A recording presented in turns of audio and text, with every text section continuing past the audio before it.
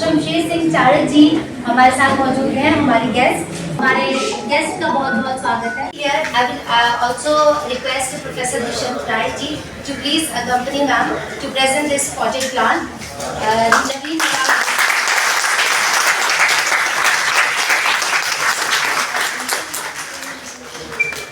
We also have with us Shamsher Singh Charak ji, MD Dainik State Samachar. Sir, we welcome you and request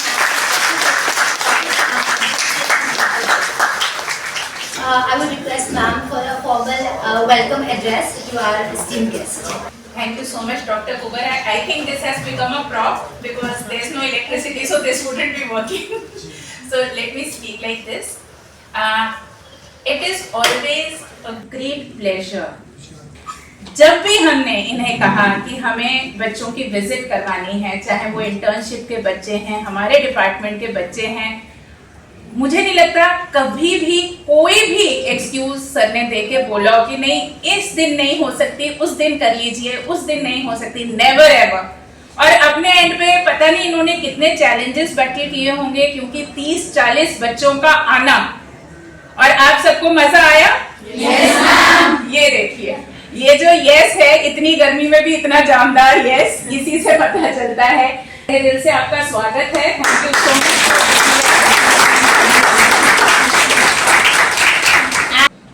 में पत्रकारिता जो हमने पढ़ी है, कुछ तो पत्रकारिता के लिए जो बातें होती हैं वो हमारे साथी नवाज साहब ने आपको बता दी, लेकिन मेरी सुई वहीं पे आती है कि पत्रकारिता देश के लिए होनी चाहिए, राष्ट्र के लिए होनी चाहिए, सिपाही की तरह होनी चाहिए।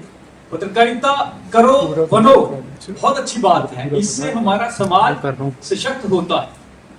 मैंने सभी बच्चों को डॉक्टर, एडवोकेट और पत्रकार में अलग अलग फर्क आपको सबको वहां समझाए थे, लेकिन पत्रकारिता समाज को दिशा देती है, लोगों को अपने हकों के लिए जागरूक करती है। खासकर मैं महिलाओं की बात करूंगा, बच्चियों की बात करूंगा। बच्चियों के लिए तो पत्रकारिता बहुत जरूरी है, वो इसको अपना पेशा बनाए या ना बनाए, लेकिन पत्रकारिता पढ़नी जरूर है, पत्रकारिता सीखनी जरूर है। ये आपके जो आगे वाला जीवन है, जिस जीवन में आपने आगे जाना है, उस जीवन में भी काम आती है। आप सभी बच्चों ने जब कार्यालय में विजिट किया तो वहां आपने क्राइम भी सीखा, स्टोरीज भी देखी, कैसे उन स्टोरीज को एडिट किया गया, एडिटिंग भी देखी आपने।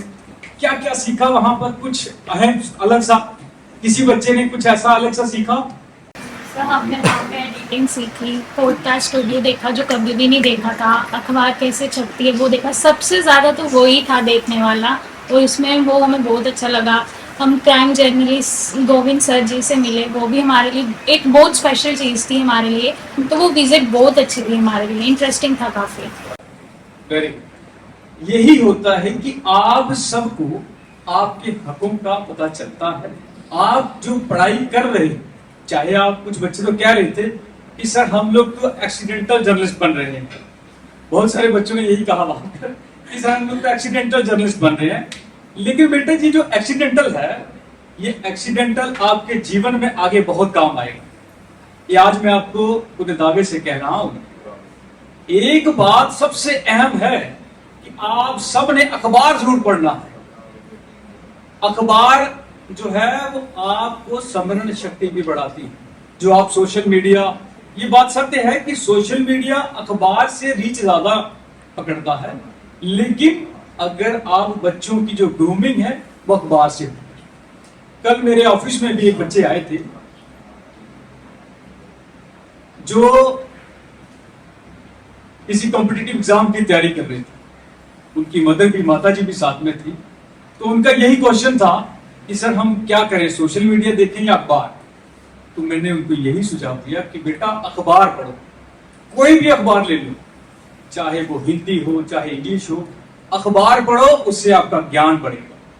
सोशल मीडिया आपका ज्ञान जो होगा उसको कम करेगा। आप ज्यादातर बच्चे जो टेलीविजन देखते हैं, जो मोबाइल देखते हैं, वो स्ट्रेस में रहते हैं, लेकिन अखबार पढ़ने वाला कभी स्ट्रेस में नहीं रहता, वो उल्टा हर चीज से जागृत होता है।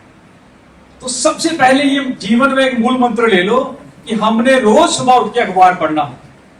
ये मैं इसलिए नहीं कह रहा हूं कि मैं भी एक अखबार से हूं, ये मैं इसलिए कह रहा हूं मैं हर बच्चे को अपने घर में छोटे छोटे बच्चे हैं मैं उनको भी कहता हूं कि रोज अखबार पढ़ो और अलग अलग पढ़ो, इंग्लिश भी पढ़ो और हिंदी भी पढ़ो। अखबार से आपकी स्मरण शक्ति बढ़ेगी, कम नहीं बढ़ेगी। तो आप सबने जैसे आपने कहा कि हमने सीखा वहां एडिटिंग कैसे हुई, हमने सीखा वहां क्राइम कैसे हुआ, हमने सीखा वहां कि प्रिंट कैसे हो रहा है अखबार। इस सब के लिए अलग अलग डिपार्टमेंट आपने देखे कैसे पत्रकारिता। तो पत्रकारिता जो है ये कौन सा स्तंभ है लोकतंत्र का? हाँ, चलो बच्चों को ये पता है कि चौथा स्तंभ है लोकतंत्र का। तो कौन सी पत्रकारिता सीखोगे आप लोग? जोर से बोलो, जोर से बोलो। हाँ, पत्रकारिता सिर्फ देश के लिए। पत्रकार का कोई धर्म नहीं होता, ना वो हिंदू होता है ना वो मुस्लिम होता है, वो देश का होता है, इस राष्ट्र का होता है। ठीक है, जोर से बोलो, भारत माता की जय। हाँ, ऐसे ही पत्रकारिता करनी है। जहां पे भी जाना है आपने, जिस भी फील्ड में जाना है, अपनी जो पत्रकारिता आपने पढ़ी है वो हमेशा आपके काम आएगी। अच्छी तरह से मैं कहूंगा कि बार बार अखबार पे फोकस करना है, अखबार जरूर पढ़ना। ज्यादा समय नहीं लूंगा क्योंकि मुझे लगता है कुछ बच्चे बोर हो रहे हैं पीछे भाषण सुन के। हम भी अपने समय में बोर होते थे, तो बच्चों को लगेगा कि 2 सर 3 सर आगे आज नए जो हमें रोज भाषण दे रहे हैं। एक बात जरूर कहेंगे कि जो लोग कह रहे थे एक्सीडेंटल जर्नलिस्ट बनना चाहते हैं, उनके लिए बड़ा अच्छा एग्जाम्पल है, ब्राइट।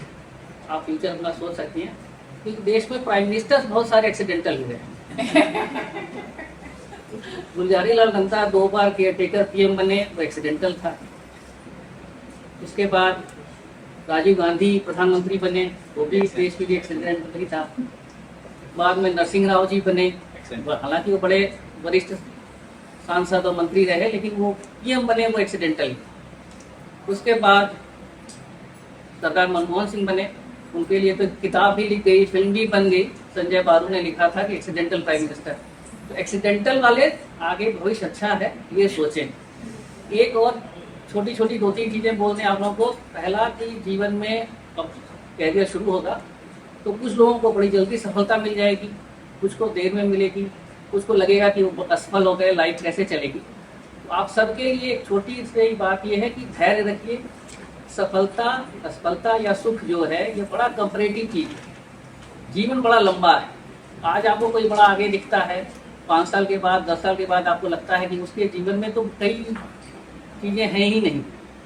वो कैरियर में सफल है, पारिवारिक लाइफ में सफल है, कोई कई बदनामियां लेके चल रहा है, कई। तो इस तरह से आपको हमेशा ये रखना है कि जीवन ऐसे ही चलना है, इसको चलाना है और धैर्य रख के चलना है, क्योंकि सुख और सफलता का कोई मापदंड नहीं है, कोई ऐसा परमानेंट स्केल नहीं है जिसमें कहते हैं कि ये आदमी सफल है, ये असफल है।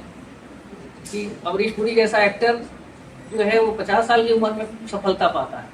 अमिताभ बच्चन की कई फिल्में असफल हो गई, उसके बाद सक्सेसफुल हो गई। कुछ नरेंद्र मोदी आपके लिए बड़ा एग्जाम्पल है। वो उनका 50 साल के बाद तो पहला इलेक्शन लड़ने को मिला उनको। उसके पहले एक समय ऐसा था कि पार्टी कार्यालय बैठते थे और जर्नलिस्ट के पास समय नहीं देते थे उनको मिलने के लिए। आज उनके पास समय नहीं है, किसी जर्नलिस्ट जिसको से बात कर लें वो उसका दिन बन जाता है या साल बन जाता है। तो इसलिए आप सबको इसी शुभकामना के साथ कि आप लोग आगे सफल हों और सफलता असफलता दोनों झेलने की क्षमता पैदा कर सकें। आप सबको बहुत बहुत धन्यवाद।